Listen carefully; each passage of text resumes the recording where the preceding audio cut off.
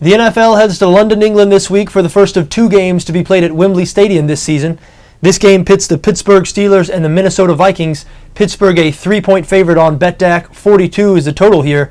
Look, both these teams are winless. Both these teams are struggling on offense. This should be an ugly game. And when you're deciding on who to back in this game, it really is a lesser of two evils type of situation.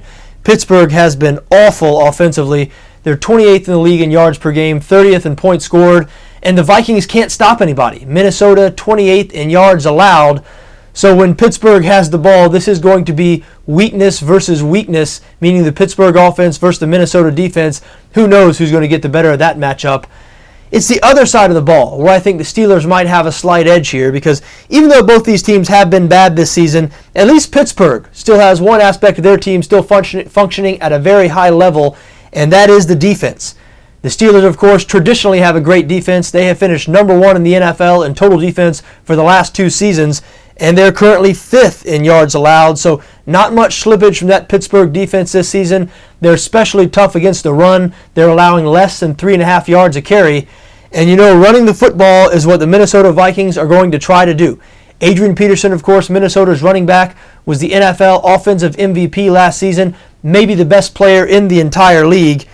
But it's going to be tough sledding against this Pittsburgh defense, especially when Pittsburgh stacks the box, which you know they will, because the Vikings, first off, the Vikings can't throw it anyway, even when they have their starting quarterback, but the Vikings are playing a backup quarterback this week, Matt Castle, in for Christian Ponder, who is sitting with a broken rib.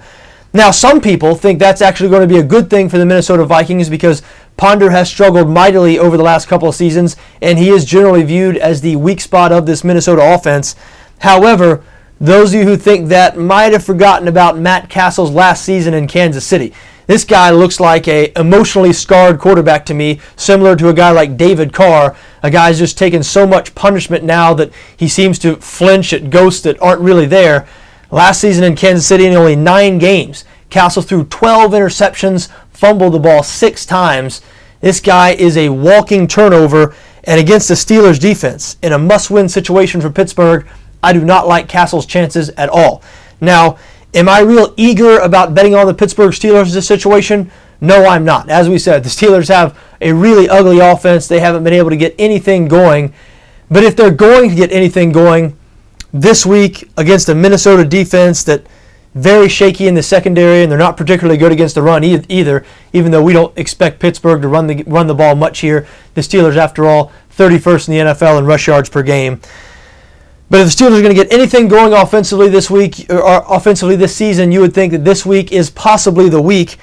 I don't really look for that to happen. I do lean towards the under in this game. However, I do look for the Pittsburgh defense to lock up this Minnesota offense, and I expect Pittsburgh to get the win here.